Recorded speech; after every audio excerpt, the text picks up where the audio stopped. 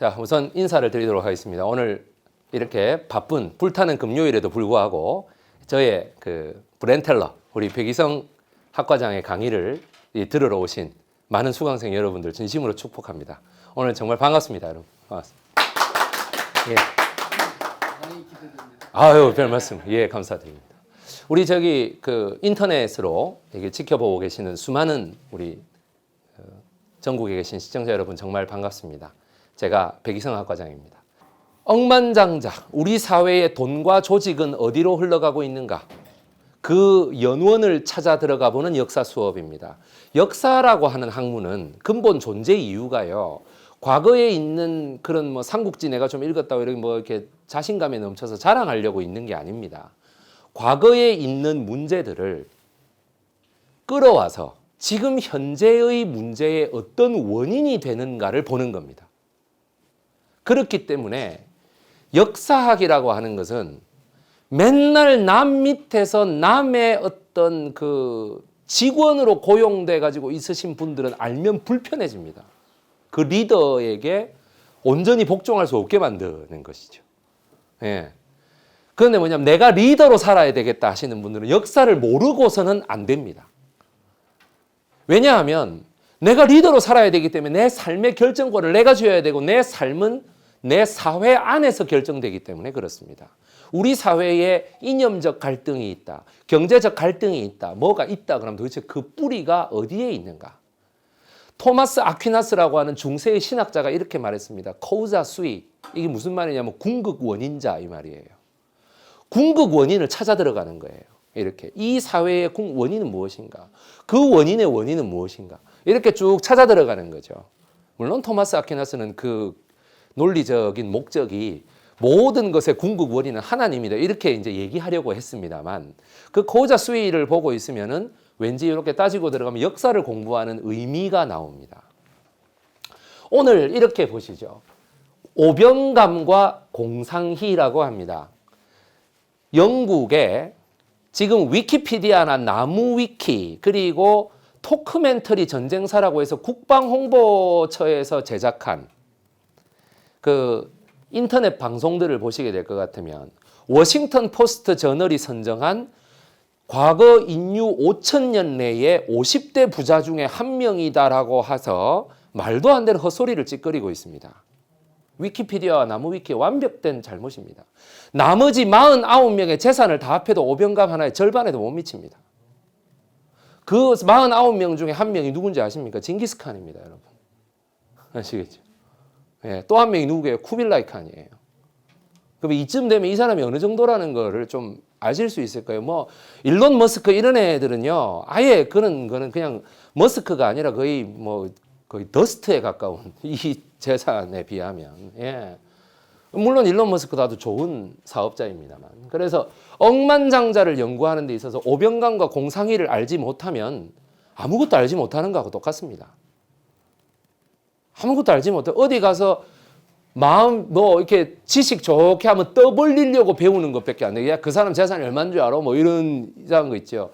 1832년도 팔머스턴 영국 외무부 장관에게 영국 정보부가 보고했던 공식 보고서, 우리가 중국과의 전쟁을 일으킬 경우 국가 차원에서 나서는 게 이득이 되는가 아니면은 동인도 회사라고 하는 회사가 나서는 게 이득이 되는가, 무엇을 구실로 전쟁을 일으킬 것인가에 중국이라는 조사 보고서의 첫 번째 페이지에 나오는 것, 전 세계 재산이 5천만 양이라고 가정했을 때 오병감 한 명의 재산은 2,640만 양이다.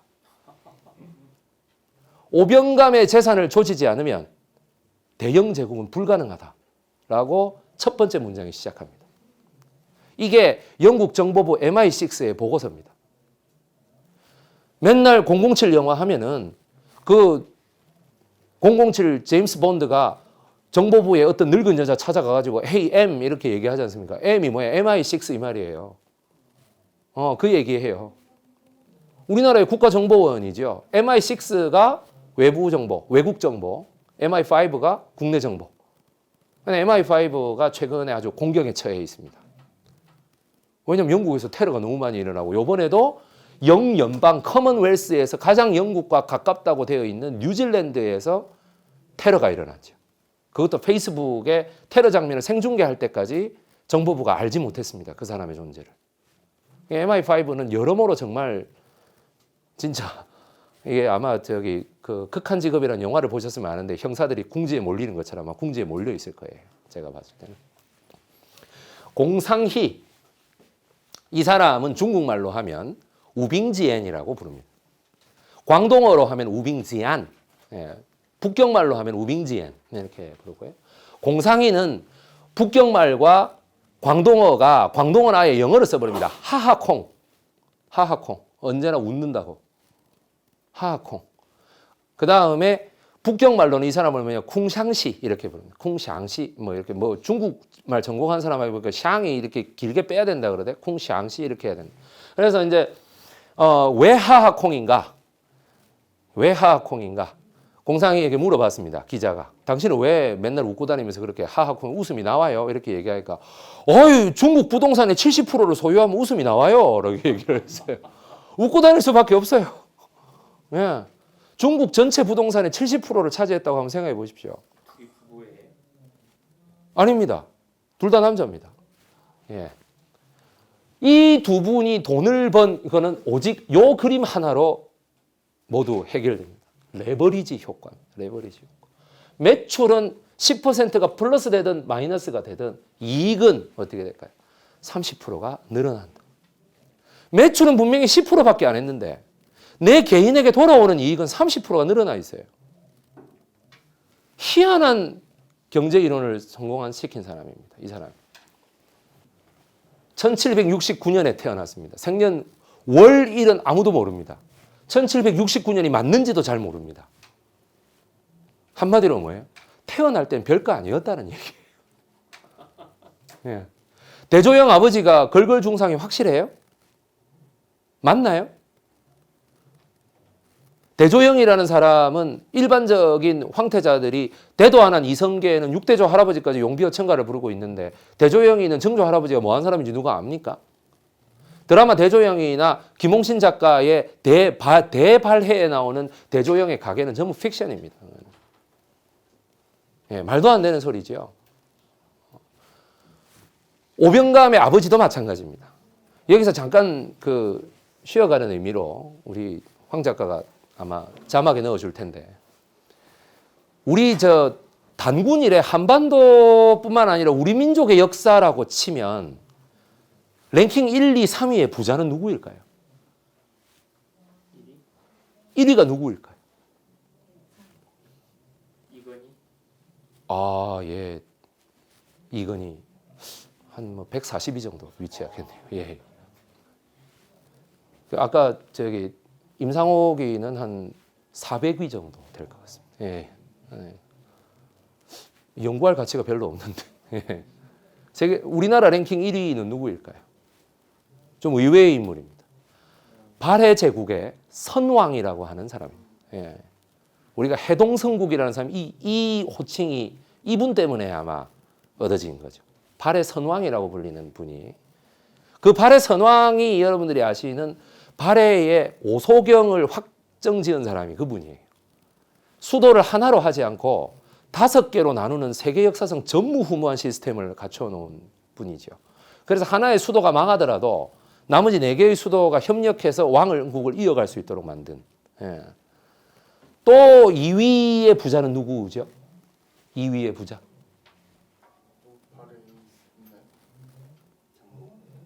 장보고가 3위 정도 될 것 같습니다. 예. 장보고가 3등입니다. 1, 2, 3등하고 4등은 1, 2, 3등은 도토리 키재기인데 4등은 아마 이렇게 확 떨어지가지고 이렇게 아마 4등 거의 뭐 운동화 시장 점유율하고 비슷할 것 같아요. 그죠? 예. LA 기어하고 니커보커스가 확 떨어지잖아요. 나이키 이쪽 아디다스에 비하면 그죠? 예. 2위가 누구? 여러분 혹시 이정기 왕국이라고 예전에 발해가 좀 이렇게 하고 고구려의 후예라고 하면서 당나라 덩저우 지역에 이 대운하를 장악했던 우리 고구려 사람이 한 사람이 있습니다. 이정기하고 그 아들 이름이 이납이고 그 손자가 이사도고 이 3명이 그걸 해서 왕국을 이루었어요.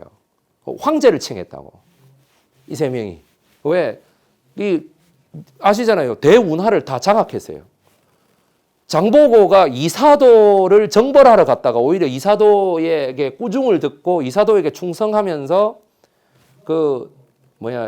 장보고가 이사도의 재산을 거의 다 물려받아가지고 대운하를 거의 샹하이 지역에서 다 이렇게 운용하는 겁니다. 그러니까 장보고의 부는 거의 이사도의 부라고 생각하시면 됩니다.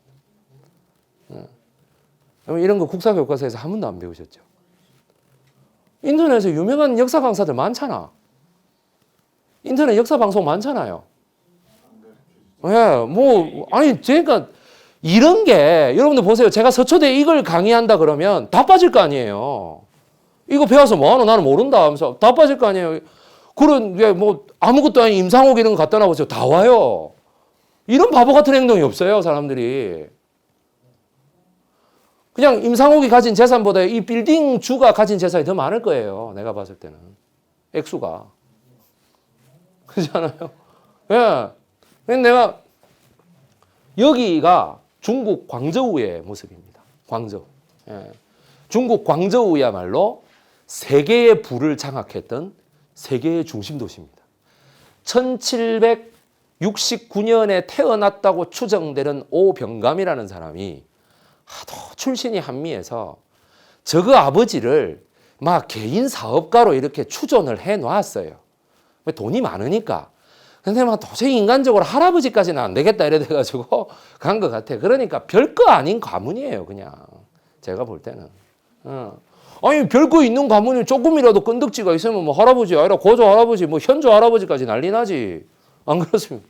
그러니까 오병감이라는 사람이, 이 사람이 그 유명한 화가 카스틸리오네가 직접 그려준 그림입니다. 6개월 동안 오병감의 집에서 머무르면서 오병감의 가장 좋은 포즈를 찾아가지고 이렇게 만들어냈습니다. 참 정말 중국 광저우의 1820년대 이 모습이 여러분들이 보실 때에는 그냥 해변가에 마을이 있구나 이렇게 생각하실지 모르겠는데, 전 세계적으로 이런 광경은 당시 광저우 하나밖에 없습니다. 딱 하나. 예. 여기에 이렇게 막 부딪힐 줄도 모르고 있는 이 상선들은 실제의 카스틸리오네가 그린 그림인데요. 6개월 동안 있으면서 이제 이 사람 하나만 그리진 않을 거 아니에요. 오병감이가 우리의 모든 것을 그림으로 남겨주시오 했을 거 아닙니까? 난 사진은 못 믿어. 그렇지 않겠습니까? 그래가지고 다 그려줬습니다. 광저우, 이게 잘 보이시죠? 이 상선은 실제 6분의 1밖에는 표현하지 못했다라고 얘기를 하고 있습니다. 전 세계의 배는 17세기부터 19세기까지 전부 다 작고 밑에가 평평한 걸로 만들어집니다. 이유가 뭔지 아십니까? 광저우 앞바다가 얕아요. 평저선으로 만들어진다. 전 세계의 배는. 광저우 입항을 목표로 하고 만들어져요. 예, 목표로 하고. 광저우에 가지 못하는 배는 그건 배가 아니에요, 그거는. 그러니까 광저우는 13행이라고 하는 그 13개라고 불려지는, 그죠? 예, 뭐 예수제자도 유다까지 합치면 13명이고, 공자도 13명이고, 부처도 12제자, 뭐 13제자 이렇게 얘기하는 거 보면 13이라는 숫자가 상당히 인류에게 보편적으로 맥히는 숫자예요. 뭐 72인 뭐 이런 거라. 공자의 제자도 72명이고, 성경도 뭐 구약을 처음에 이렇게 편집한 게 셉추아진트가 72명입니다.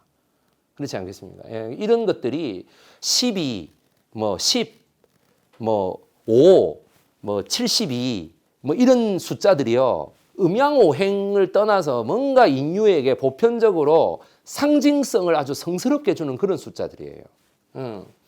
뭐 삼성혈의 3이라든가 삼위일체 뭐 이런 것들 있죠. 뭐 세 명이 모이면 삼국지에도 솥단지가 이게 솥정자를 할 때 솥단지가 다리가 3개 아닙니까? 그죠? 예.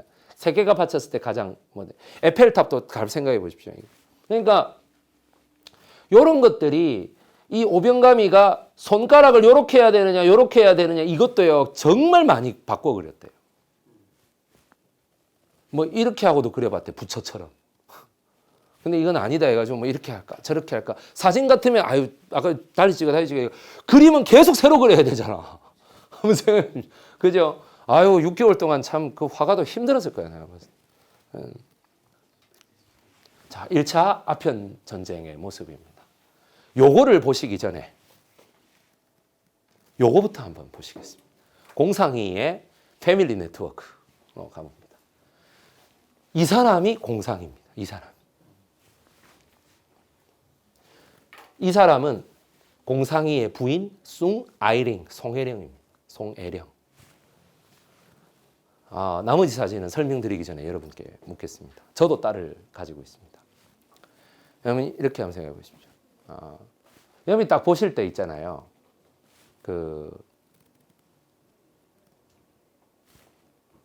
요 패밀리가 맞는데 자기 아버지가 찰스라고 하는 송가수라는 사람입니다. 송가수, 이름이 가수야, 가수. 노래는 뭐 잘하는지 모르겠는데 하여튼 가수예요. 이 사람이 돌아가실 때에 AP통신하고 인터뷰를 합니다. 죽기 3일 전입니다. 따님 세 분이 유명하시지 않습니까? 그 따님에 대해서 좀 얘기를 해 주시죠. 이렇게 얘기를 하니까 송가수가 이렇게 합니다. 나에게 그래요. 세 딸이 있죠. 뭐 나에 대해서 물어봐야지. 그건 맨날 딸 3명에 대해서 물어봐. 그러면 첫째 딸은 막 돈을 참 사랑했어요. 셋째 딸은 그 권력을 참 사랑했어. 얘가. 그래서 장개석이하고 결혼을 했어. 셋째 딸이. 그런데 이제 제일도 참 속 썩이는 거는 둘째인데, 둘째 야는 막 돈도 아니고 권력도 아니고 뭐 중국을 사랑했어요. 그래서 내 친구 손문하고 결혼을 했어요. 그러니 그렇습니까? 그래서 이제 AP통신 기자의 다음 이야기는 알려져 있지 않습니다. 뭐라고 얘기를 했느냐? 그러면 그 3명 중에 누구를 제일 사랑하십니까? 라고. 내가 첫째 딸 때문에 더 먹고 살았지, 내가. 그렇게 얘기합니다. 나머지 둘이도 다. 그래서 여기 숭아이링, 송혜령입니다. 둘째 딸 숭칭링, 송경령 여사가 되겠습니다. 셋째 딸 중국 최초의 퍼스트 레이디 숭메이링, 송미령 여사가 되겠습니다. 예. 그래서 영화가 있습니다. 숭 시스터스, 송가 황조라고 우리나라에서 번역됐는데 양자경, 장만옥 이 두 슈퍼스타가 열연을 했습니다. 예, 현대 중국을 이해하는 데 있어서, 전 세계 역사를 이해하는 데 있어서 이 3명을 이해하지 못한다? 예, 그거는 구구단을 모르시는 거하고 똑같아요. 수학 공부를 하는데. 여러분들이 얼마나 이상한 역사를 공부하고 계셨는가를 보세요, 그냥. 무슨 록펠러고 뭐 스티브 잡스 그런 사람 다 필요 없다니까. 로스차일드고 뭐고 간에. 다 필요 없어요. 그게 우리 먹고 사는 거하고 무슨 관계가 있어요? 그 사람들은 따로 노는 사람들인데. 이 사람들을 알지 못하면 우리가 오늘날 살고 있는 이 대한민국 땅을 절대 이해를 못해요. 여러분 이 3명이 합심해가지고 후원했던 사람이 누군지 아십니까? 백범 선생이에요. 백범 선생. 예? 약산 김원보이하고 아시겠습니까? 밀정 그 영화에서 나왔지 않습니까? 백범이 약산 김원보이 이러면서 나왔잖아요. 그죠? 백범 선생은 황해도 해주 사람이고 평산 사람이고 약산 김원봉 선생은 어떻게 돼요? 경상남도 밀양 사람이다 이 말이죠.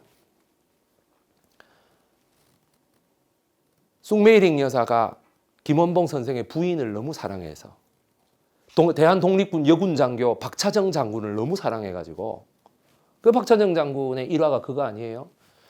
13살이나 많은 김원봉 오빠를 찾아와서 제가 오빠하고 결혼하고 싶어요 라고 얘기하니까 안 된다. 도대체 이유가 뭐냐? 이틀 동안 말도 안 하고 문도 닫아 걸고 고향으로 돌아가라. 박차정 장군께서는 바로 우리 증조 할아버지하고 어렸을 때부터 친구셨습니다. 부산시 동래구 복천동에서 함께 성장하신 분입니다. 돌아가라. 부산으로 다시 돌아가라. 안 했는데 도대체 이유가 뭐냐? 그러니까 이 독립군의 삶이 얼마나 고달픈지 알고 있는가? 먹을 것도 제대로 못 먹고 네 같은 여자 소녀가 그 감당할 수 있는 게 아니다. 돌아가라. 그러니까 박차정 장군이 아니 고작 그 이유였느냐? 나는 여기 와가지고 5년 동안 혼자 있어 놓으니까 무슨 중국인 마누라가 하나 새로 생겨 자식이 있는가 이래 생각했다. 그게 이유라면 나는 얼마든지 오빠를 따라가겠다 하고 오는 사람이에요. 여러분 여자 독립운동가 하면 유관순만 하시잖아요. 그죠? 유관순도 제대로 모르잖아. 요번에 제 브렌텔러 유튜브 방송 보시면요. 유관순 하나가 존재하기 위해서 얼마나 수많은 사람들이 피눈물을 흘렸는가 그거 잘 나와요. 예. 여기 숭메이링 여사하고 숭칭링 여사하고 이 숭메이링 여사 이 두 사람이 남편이 손문이요. 이 사람이 장제스예요. 예. 이 두 사람이 혁명을 해주기 위하여 공상이라는 사람이 무한정의 재정적 지원을 합니다. 이 두 사람이 무슨 돈이 있어가지고 혁명을 해요. 우리나라에서 국회의원 지역구 하나 관리하려 해도 한 달에 수천만 원이 들어가요, 여러분. 비자금 사태가 안 될 수가 없잖아. 그런데 중국 전체를 대상으로 혁명하는데 재벌이 안 끼고 됩니까, 그게? 어떤 재벌이냐가 문제인 거지. 안 그렇습니까, 그죠? 예? 방위산업을 하는데 요만한 배를 2만한 배로 거짓 보고하고 실제는 요만한 배를 만들어가지고 출동하라 그러니까 요 배가 와서 황당했다라는 우리나라 재벌이 있는 반면에 뭐냐면 이런 재벌도 있단 말이에요. 그런데 이 사람은 오병감의 아들 오종화의 직계제자입니다. 오병감이의 유언을 충실하게 수행한 거예요, 이 사람은. 오병감의 유언. 1843년에 돌아가신 오병감 광주 13행의 총상의 유언. 내 재산을 종하야 절대로 청나라에 바치지 마라. 내가 겪어보니 30년을 겪어보니 청조는 망한다. 반드시 망한다. 청조를 엎어뜨리겠다는 혁명가가 나오거든 그 사람에게 투자해라. 아끼지 말라. 알지? 네 대에 안 나타나거든 손자에게도 이 명령을 전해라. 그 손자 대에 안 나타나거든 그 사람 아들에게도 전해라. 아들이 안 나타나거든 뭐야? 사위에게 전해라. 결혼을 안 하려고 하거든 딸에게 전하라. 공상이가 그거를 가지고 합니다. 공상이는 명문가 출신입니다. 공상이의 73대조 할아버지가 공자입니다, 여러분. 공자입니다, 공자. 예. 공중리 선생님입니다. 근데 자기가 공자의 후손이라고 하는 거는 공상이가 거의 60세 돼서야 아마 밝혀질 거예요. 자기 입으로 절대 말 안 해요. 국이 내 먹고 사는 거하고 무슨 관계가 있노라고 얘기합니다. 뭐 하려고 밝혔냐고 쓸데없이. 아시겠죠? 예. 그래서 요 어린 시절에 애령이, 미령이, 경령이가 노는 거, 요 사진이 뭐냐 하면 공군기 앞에 지금 군복을 입고 서 있는 거거든요. 요 세 명이. 제 2차 국공합작, 장장님이가 시한 사건을 일으켜갖고 장제스를 불법 감금하고 일본과의 저항을 해라. 공산당과의 투쟁을 하지 말고 일본과의 저항을 하라라고 하극상 사건을 일으키자 왕징웨이라고 하는 장개석의 반대파가 이때다. 장장님과 장조린과 어떻게 돼요? 장장님은 죽었고 제가 잘못 말했 장항량, 장쉐량과 장제스를 한꺼번에 없애버릴 수 있는 절호의 찬스다라고 해서 비행기를 띄워가고 시안을 폭격해버리려고 합니다. 이거를 이 마누라 3명이 가가지고 맞고 거기에서 어떻게 되냐면은 중국의 저우언라이를 불러가지고 공산당의 주석 저우언라이 주운내를 불러서 국공합작을 이뤄내는 장면입니다. 이 장면. 국공합작을. 제2차 국공합작이죠. 일본에 저항하기 위하여 국민당과 공산당이 합친다 이 말이에요. 이게 정말 그 세계사적으로 엄청나게 큰 사건입니다. 이 사건이. 네. 여기가 아마 그 장제스가 그 회담에 무슨 회담이고 카이로 회담인가요? 거기에 아마 3거두 중에 한 명이었죠. 장제스가 영어를 할 줄 압니까? 못하죠. 그 통역을 누가 다 했겠어요? 실제 협상을 숭메이링 여사가 다 한 거예요. 미국의 루즈벨트 대통령, 그 다음에 윈스턴 처칠과 영국의 윈스턴 처칠가 양쪽에서 이렇게 팔짱을 끼고 4일간 같이 다니면서 그때 제1조건으로 내건 게 뭔지 압니까? 숭메이링 여사가 대한민국의 독립과 백범 김구의 대통령이에요. 아시겠습니까? 왜 우리는 장개석을 싫어하죠? 왜 모택동을 좋아하는 정신 나간 소리를 하고 있어요? 이런 사람들의 공로는 하나도 안 가르쳐요. 하나도 안 가르쳐. 몰라, 사람들이. 그리고 맨날 무슨 8억인과의 대화 이러다 이상한 책은 다 봐. 내가 하는 소리가 그래서 상당히 저는 안타까움을 많이 느껴요. 중국 현대사, 중국 근현대사를 공부할 때 이 단계를 설명할 때는 설명을 너무 많이 해야 돼요. 왜냐하면 사람들이 몰라요. 그리고 필요성도 몰라. 저 사람 왜 부자가 됐는지 제가 지난 시간에 잠깐 말씀드렸습니다. 우리 사회가 노무현이라고 하는 대통령에게 왜 실망했는가? 왜 실망했는가? 그 사람이 법과 원칙과 상식이 통하는 세상이라고 하는 것을 들고 나와서 일대 바람을 일으켜가지고 민주당의 기득권자들까지 심판하고 들어왔는데 국민 경선이라는 걸 통해 가지고 왜 그렇게 지지율이 자빠졌는가? 만만해서 물론 그렇게 볼 수도 있겠습니다만은 결국에는 뭐냐면 성공한 사람에 대한 욕구라는 게 있는 거예요. 국민들 사이에. 도덕적으로 깨끗하면서도 성공한 사람. 그래서 그 두 번째 이야기가 뭐예요?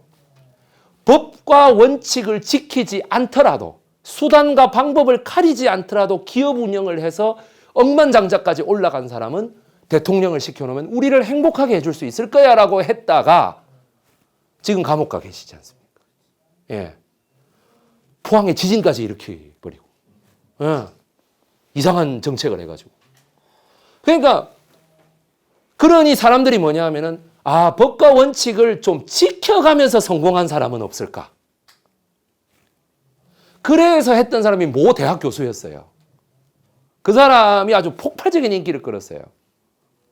근데 지금 그 사람이 좀 아니죠. 그런데 뭐냐 하면 그 성공을 하면서도 법과 원칙을 지켜가면서 성공한 사람, 크게 성공한 사람, 그리고 성공한 뒤에도 뭔가 그런 거만함에 빠지지 않고 원칙을 지켰던 사람에 대한 욕구라는 건 그대로 살아있습니다, 지금.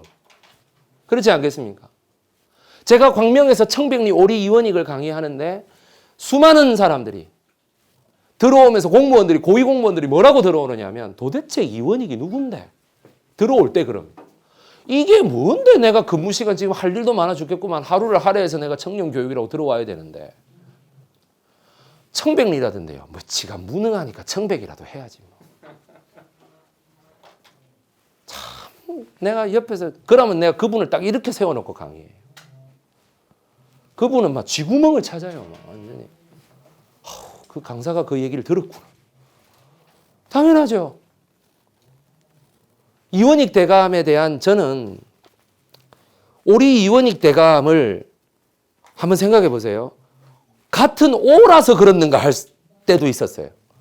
오병감도 모르죠. 오리 이원익도 모르잖아요. 왜 이 두 사람은 우리나라 국민들이 전혀 모를까요? 전혀 몰라. 아무리 중요하다 그래도 수업에 안 들어와. 이거는 제껴도 된다고 생각해. 이건 내하고 관계없다고 생각해. 그러니까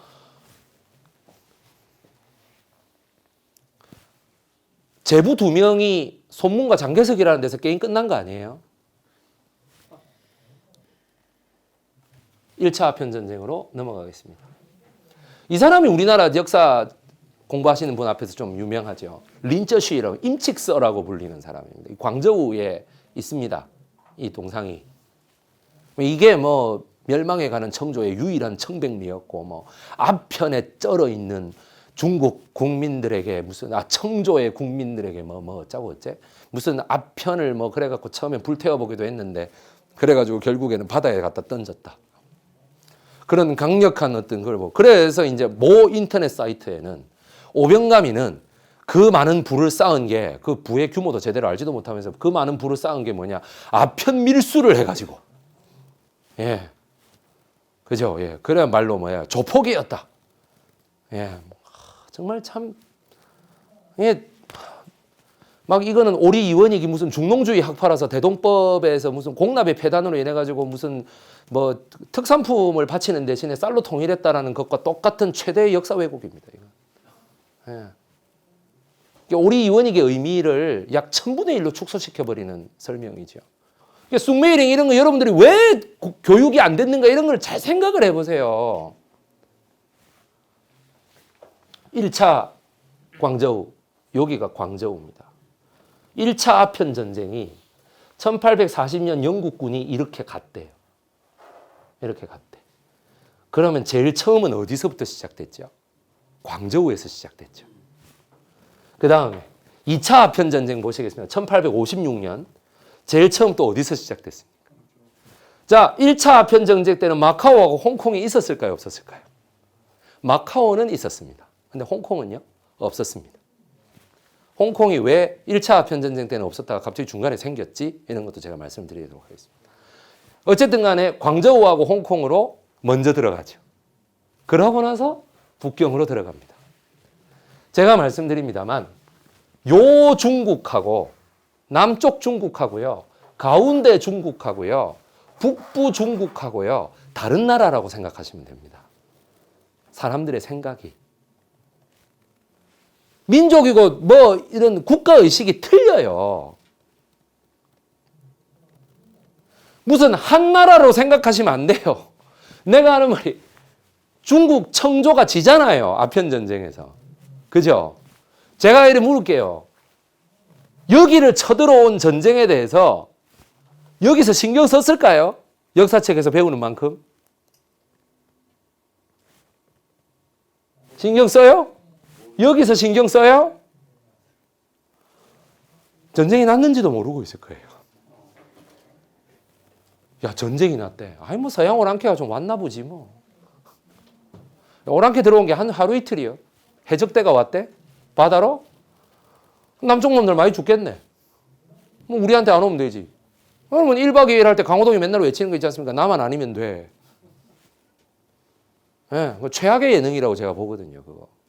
결국 1박 2일이 된소리를 맞았지 않습니까? 그죠? 아니 나만 아니면 되라는 그거 청소년들에게 뭘 가르치자고 만드는 예능입니까 도대체?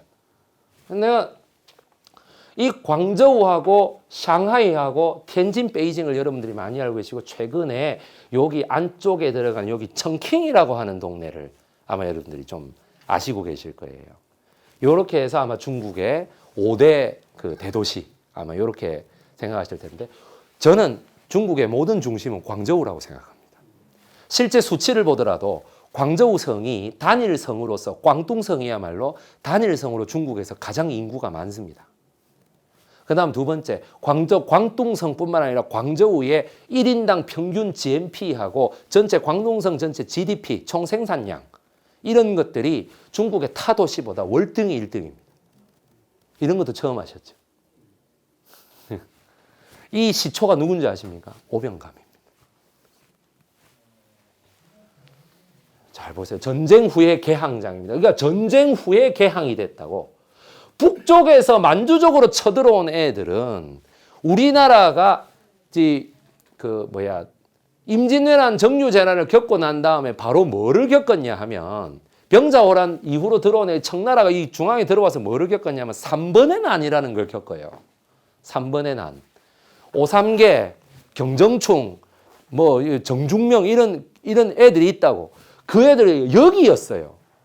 그리고 대만 여기가 원래 정성공이라고 하는 가장 항청 의식이 높은 중국 한족 민족주의자의 본거지였습니다. 여기가 이쪽으로 후퇴해가지고 했거든요. 장제스가 왜 여기를 갔겠어요? 정성공의 후예가 되겠다고 간 거예요. 그러다 보니까 뭐냐? 해금이 기본이었어. 해금이. 예, 바다로는 아무도 못 들어와 이 말입니다. 왜 우리는 바다에 약하니까 바다에 못 들어온다. 그러니까 뭐냐? 국제무역은 해야 되니까 광저우 한 군데만 허가해 준 거예요. 그래서 광저우에는 13개가 독점을 했다고 하는데 그럼 이 긴 해안선을 하면은 13개 말고 뭐 더 이상 어떻게 생겼으려고? 그것부터가 잘못된 서술입니다. 제가 여시제라고 하는 이광재 전 강원도지사가 하는 무슨 한화그룹 뭐 거기에 지원을 받든가 뭐 하여튼 그런 저기 청와대 뒤에 북악 스카이웨이 쪽에 있는 정책연구소를 한번 가본 적이 있어요. 거기가 재단법인인데 어마어마하게 커요. 그래서 갔어. 이광재 강원도지사가 와가지고 강의를 딱 해. 내가 실명을 들어 지금 비판하죠. 그냥 이렇게. 여러분, 중국이 아편 전쟁에서 왜 졌는지 알아요? 중국이 아편에만 쩔어가지고 이 개혁 개방을 안 했기 때문입니다. 30분. 그래서 뭐냐면 알리바바 우리나라 법인하는 젊은 사장이 와가지고 저희 알리바바는 개혁 개방에 능동적으로 뭐 대처하고 있습니다. 뭐 이러면서 해요. 끝나고 나서 예, 질문 있으면 하시죠 해가지고 제가 이광재 지사를 그때부터 30분 동안 박살냅니다. 공부 좀 하시라고. 일국의 지방정부를 그렇게 넓은 지방정부를 이끌었으면 일국의 대통령의 국정상황실장까지 했으면 공부를 좀 하시라고 제발. 아직까지도 그렇게 일본에서는 1970년대 이미 폐기된 중국 아편 그 중동론을 아직도 주장하고 계시면 어떡합니까? 내가 그렇게 얘기를 했어요. 그러니까 이광재 지사가 얼굴이 벌개져가지고 밖으로 나가버려요. 난 그 사람한테 잘 보여서 덕볼 생각 전혀 없어요. 중국은 1815년까지 전 세계에서 나무랄 데 없는 세계 최강대국이었습니다. 1815년에 여기 인도네시아에 지금 제가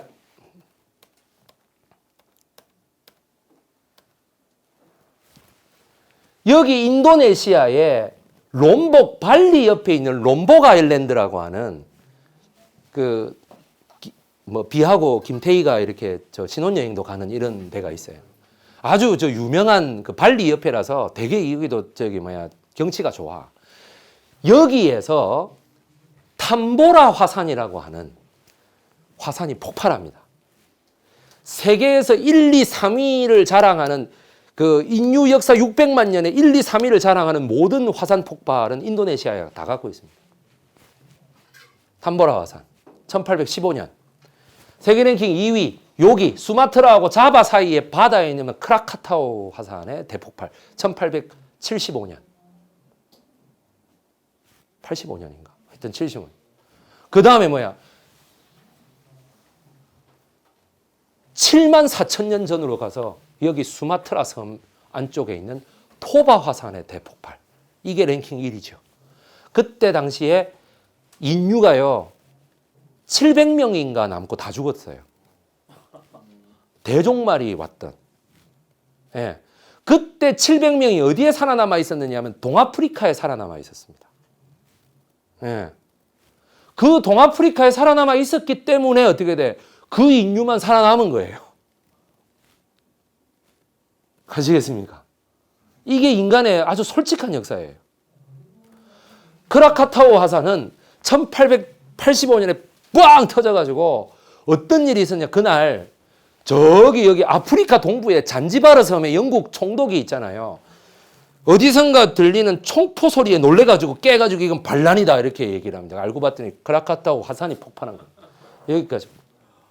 그러면은 중국 안에서도 느낄 수 있지 않나요? 어휴 말도 못하죠. 어디서 무슨 그림에 이게 나타나 있느냐면요. 증거는 여러분 여기 노르웨이에 그 유명한 화가 있잖아요. 이거 해낸 누구야 이거. 에두아르도 뭉크가 그린 절규의 뒤에 태양을 벌겋게 돼 있는 거예요, 여러분. 그게 뭐냐? 크라카타오 화산의 화산재가 태양을 덮은 거예요. 아시겠습니까? 1815년에 여기에 탐보라 화산이 폭발하자 1816년부터 1820년까지 여름이 사라집니다. 지구상에서. 대흉작이 몰려옵니다. 특히 가까이에 있는 여기 동남아시아 전체하고 중국 전체는 어마어마한 한해를 입습니다. 따라서 이때 지어진 소설, 전 세계적인 절망적인 분위기, 소설 뭡니까? 프랑켄슈타인이라는 소설입니다. 이때가.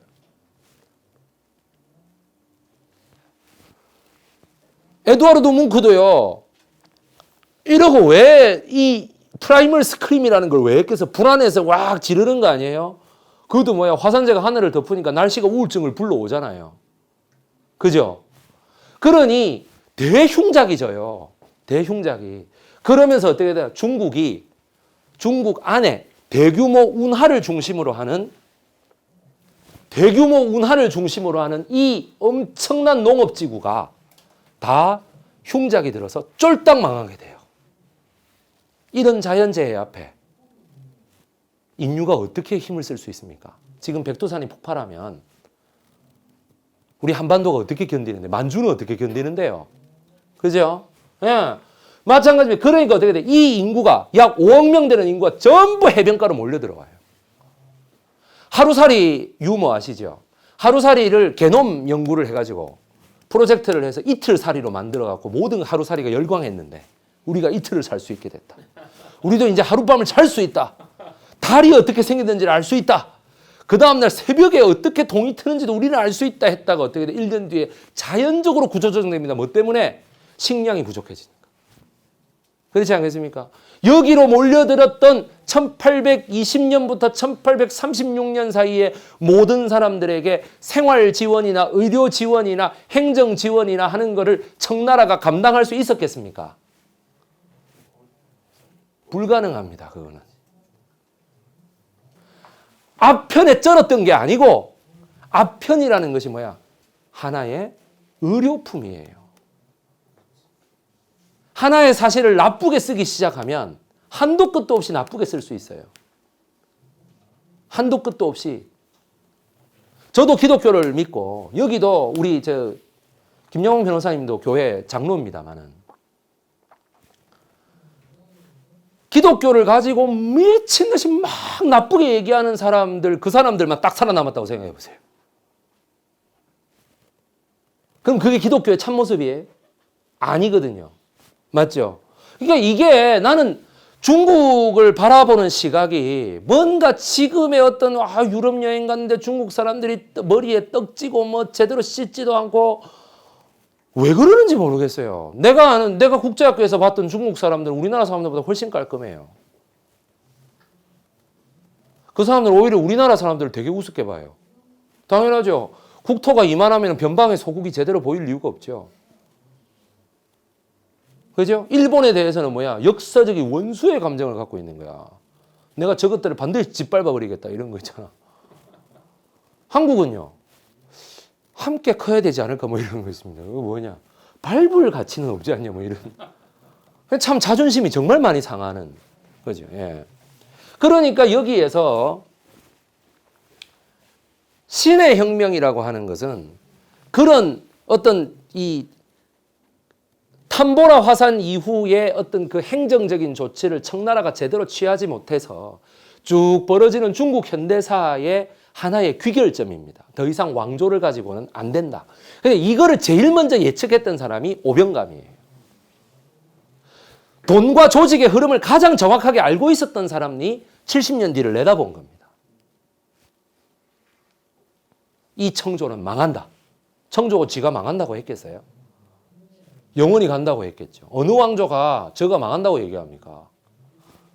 1차 아편전쟁. 린처시라는 이름은 임칙서라고 하는데 이름은 그냥 여러분 1785년부터 1850년까지의 이름이다. 아편이라고 하는 것을 말하기 전에 그런 거를 지금부터 싹 머릿속에서 지우시기 바랍니다. 중국 사람들 그때 아편에 쩔어 있었다. 아닙니다. 여러분 바다라고 바다 생선 잡아가지고 얼마나 몇 억 인구를 먹여 살릴 수 있다고 생각해요? 아니죠. 예, 생선 회가 있었어요. 다 굽는 요리 아니에요. 그죠? 광저우 요리하면 그래서 뭐야 한꺼번에 밀려드는 그 거의 피난민에 가까운 그 엄청난 사람들을 먹이기 위해서 개발된 요리가 한 개 있습니다. 그게 뭐야? 잡채라는 요리예요. 잡채. 아무거나 막 섞어. 야, 제일 많아 보이게 만드는 거 뭐야? 당면이야? 야, 섞어. 막 그러면서 손으로 막 절대 있을 수 없는 일입니다. 중국 요리에서는. 우리 한국의 전통적인 손맛이 없습니다.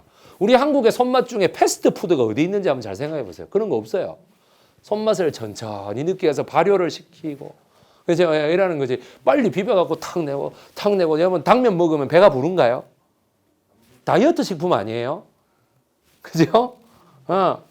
그러니까 어떻게 돼? 아편이라도 피워야 병에서 해방되고 우울증에서 벗어나고 나는 과연 고향으로 다시 돌아갈 수 있는가? 내가. 중국 청나라 황실에서는 어떻게 됩니까? 왜 건융 황제 이후로 동치 황제라든지 광서 황제라든지 한풍 황제라든지 이런 황제들은 다 악명 높은 폭군으로 그려지는 이유가 뭐예요? 그 사람들도 뭔가 제대로 정치를 해보고 싶었으나 내부의 전통적인 200 몇십 년 동안의 기반을 가지고 있는 농촌 경제가 싹 다 무너지고 황폐화돼 버렸는데 무슨 수로 그걸 하겠습니까? 결국에 이 청나라 황실이 취할 수 있는 조치는 광저우 13행으로부터 뜯어내는 수밖에 없어요. 그러니까 어떻게 돼요? 황실의 불만을 당연히 오병감이는 가질 수밖에 없습니다. 그렇지 않겠습니까?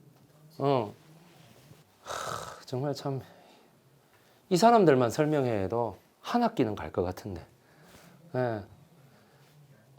요 세 명의 자매는 중국에서 2차 아편전쟁의 결과로 중국에서 공식적인 그 기독교의 포교가 가능해지고 제일 먼저 기독교로 개종했던 사람 중에 하나가 송가수였습니다. 그래서 송가수는 영국의 배, 즉 오종화의 배를 타고 일설에 의하면 남극 대륙까지 갔다고 하는 사람입니다. 그 사진은 없는데 남극 대륙을 갔다 왔다고 하니 그리고 펭귄을 자기가 그려갖고 왔어요. 네.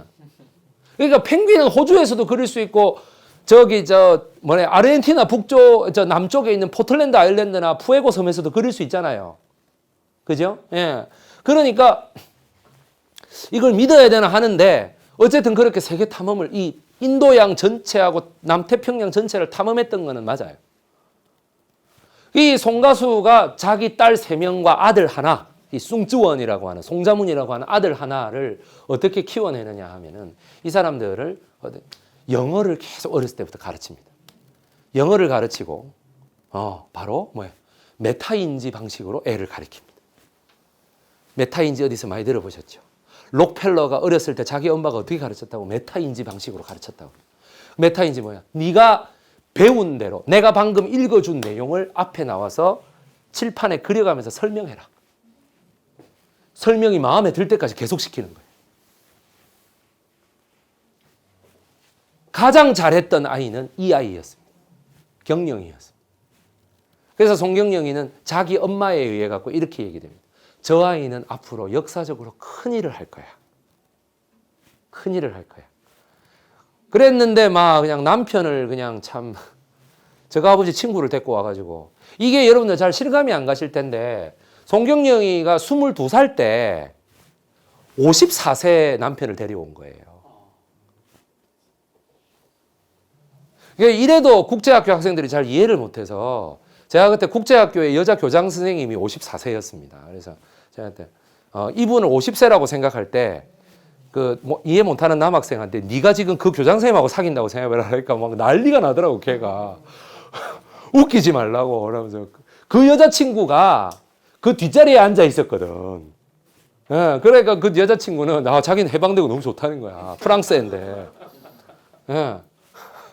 그 남자애는 중국 애고 이 애는 프랑스 애예요. 그러니까 너무 좋다는 거야. 가라는 거야. 팔고 싶다는 거야.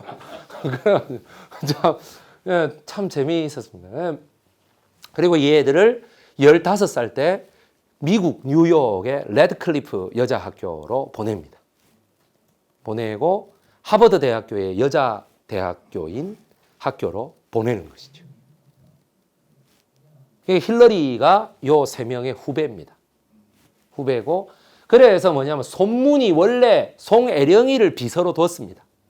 손문의 비서였습니다. 그런데 송애령이가 공상이하고 결혼을 하게 되면서 동생이 다시 비서로 들어가는 거죠. 그러니까 이 사람도 어디선가에 그런 어떤 신랑감을 찾으면 다음에는 이제 미령이 차례였습니다. 이거는 자동이었습니다. 거의 국가 주석의 그 혁명 지도자의 그거였어요. 여러분 같으면 여러분이 억만장자 송가수였다면 자기 딸 3명을 혁명군 지도자의 그 비서로 언제 총알이 어떻게 날아올지도 모르는데 거기에 비서로 이렇게 넣어서 열심히 해라 라고 얘기할 수 있겠습니까? 여러분 이런 걸 자꾸 간단하게 생각하시더라고. 뭐 그런가 보다. 여러분 같으면 그 사랑하는 눈에 넣어도 아프지 않을 딸내미 3명을 그 딸만, 그 셋만 배에 태워가지고 대서양을 횡단해서 미국의 필라델피아까지 횡단철도를 타고 이렇게 가게 할 수 있겠어요? 그러실 수 있겠습니까? 안전이 확보가 안 되는데. 그 가다가 배가 뒤집어지면 어떡할. 알라스카로 가도 그 얼음 빙을 다 깨고 들어가야 되는데. 이런 거를 사람들이 뭐 그런가 보다.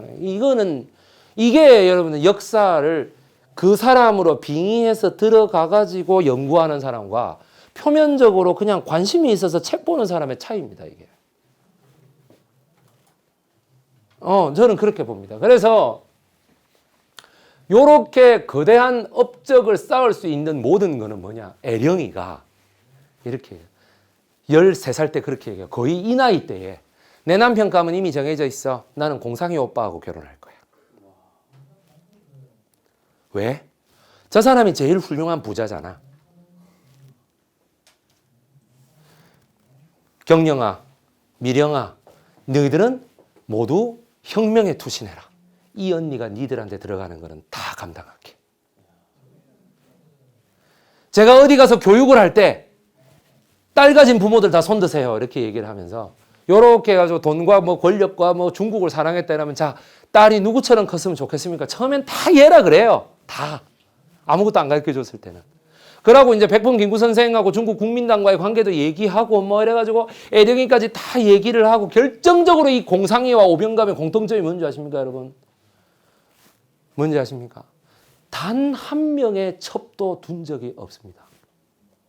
이 엄청난 부자가 이 시대에. 그렇다고 무슨 기능에 문제가 있는 게 아니고 결혼도 했고, 예? 무슨 말인지 아시겠죠? 결혼도 했고 3남 4녀, 뭐 4남 2녀 다 낳았습니다.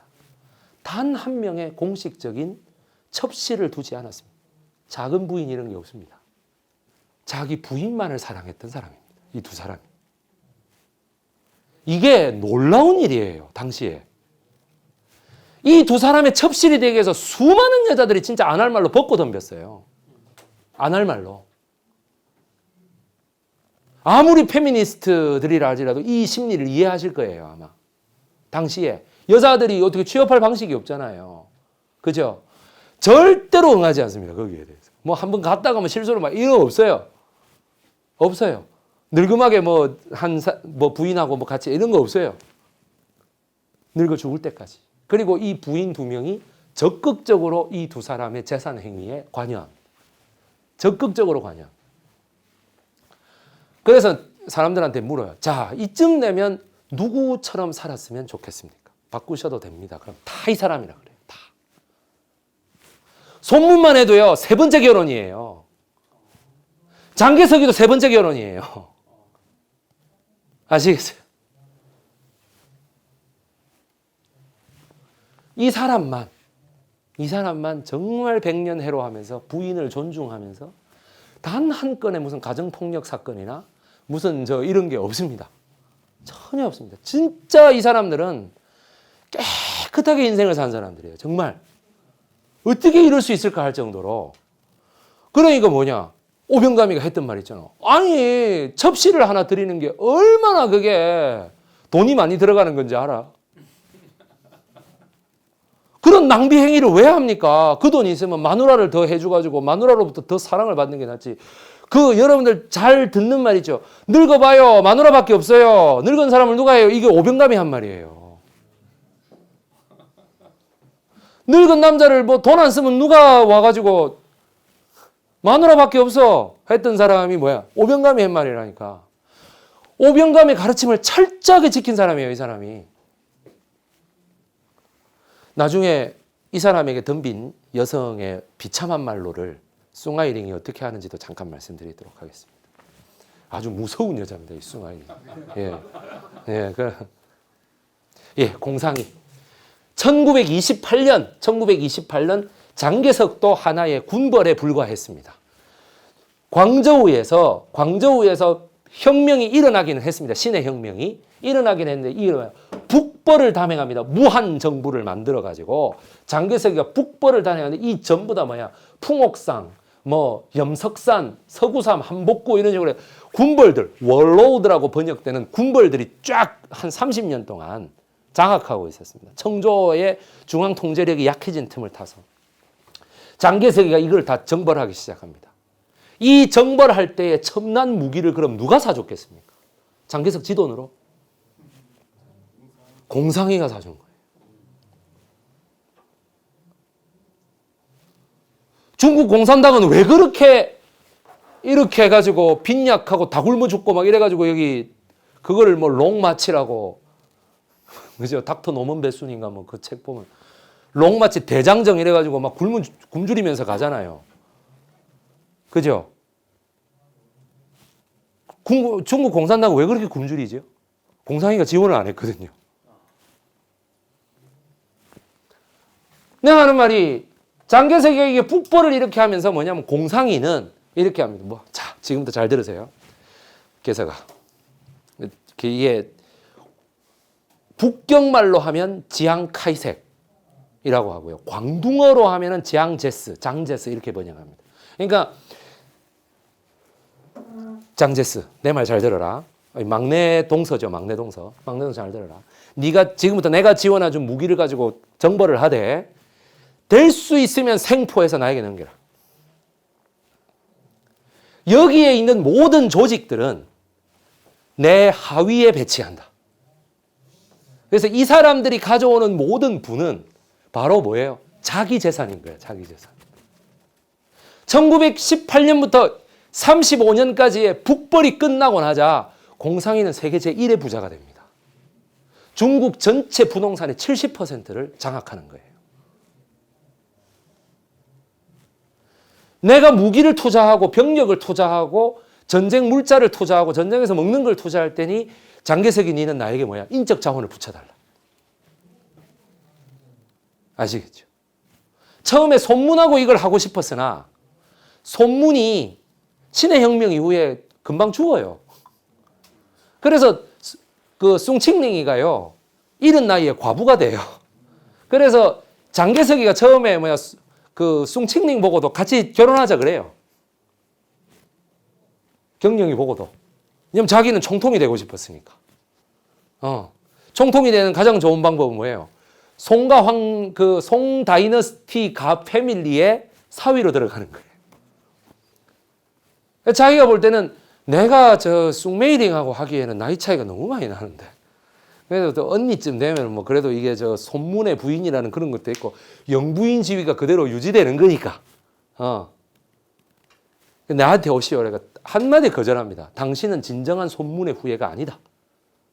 숭칭링이는 공산당으로 가거든요. 공산주의로 갑니다. 그 다음에 숭메이링이는 국민당으로 가는 거예요. 그러니까 뭐야? 국공 합작을 해낼 수 있는 사람은 누구예요? 애령이밖에 없는 거예요. 경령이하고 미령이를 합칠 수 있는 사람은. 이게 논리가 딱 나오는 거야, 그냥. 그리고 뭐야? 공상이는 뭐라고 했어요? 합작하면 좋지. 이 예난 쪽 그 뭐야? 재산도 다 내 거 되는 거 아니야? 공상이가 그렇게 얘기하는 거예요. 철저하게 경제적으로 접근합니다. 그렇지 않겠습니까? 그래가지고 니는 내 1대, 니는 내 2대, 니는 제 3대 이래가지고 뭐야 4대까지 딱 편성해놓고 벌어들이는 거는 다 뭐야 내 거. 아시겠어요? 제가 생각할 때 아마 이런 거를 가르치면 정치인들이 경제인하고 유착되는 어떤 그 모범을 보여주는 것 같아서 우리나라에서 안 가르치는 게 아닌가라고 하는 애써 선배 학자들을 한 100만 분의 1이라도 이해하고 두둔해 보려고 하는 발언을 제가 한번 해봅니다. 예. 뭐 놀라운 빅픽처가 있었는지는 모르겠는데 그래도 저는 요 두 사람이, 요 사람은 숭메이링의 남동생이거든요. 그러니까 요 천안매부지간에 함께 사업을 벌이면서 이 중국 전역을 공상이가 인적 자원을 먹고 투자를 결정하고 숭쭈원이가 싹 낙엽을 이렇게 쓸고 가는 그 모습을 아세요? 그래가지고 송과 황조 5명과 공상이 하나가 벌이는 어마어마한 정말 패밀리 비즈니스. 그게 바로 중국 현대사예요. 이 패밀리 비즈니스에 쿵샹시가 가장 좋아했던 인물이 김원봉이에요. 숭메이링이가 너무 좋아했던 인물이 백범김구입니다. 근데 그 두 사람이 타이완으로 가버리니 아시겠죠? 미국으로서는 백범김구가 싫었던 거예요. 정확하게. 뭔가 저거는 좀 찜찜해. 공산당하고도 뭐가 있을 것 같고 국고 합작을 했잖아. 그렇지 않겠습니까? 약산 김원봉이 테러리스트잖아요. 이게 소위 얘기하는 뭐냐 무정부주의자 아니에요. 의열단 이런 거잖아요. 그러니까 뭐냐 미국으로서는 아이씨 자본주의 민주주의 하면 전부 다 공산당이지 뭐 이렇게 돼버리는 거예요. 여러분 신의 혁명의 삼민주의나 그 다음에 조소왕의 삼민주의 이런 것도 전부 다 뭐야 공산주의로 봐버린 게 미 군장 하지라는 놈의 그 이상한 이 뇌구조였다고. 하지가 왜곡시킨 게 한두 개가 아니에요. 그 사람이. 하지라는 사람 누군지 아시죠? 초대 미군정 정 장관. 예. 이게 네트워크의 극대화입니다. 네트워크의 극대화. 이 뉴욕 사상 그 내가 공상이 보고 그러죠. 당신이 정말 최대의 네트워크를 구축했군요. 뭐 오병감이 구축한 거에 한 10분의 1 정도 구축한 것 같다고. 예.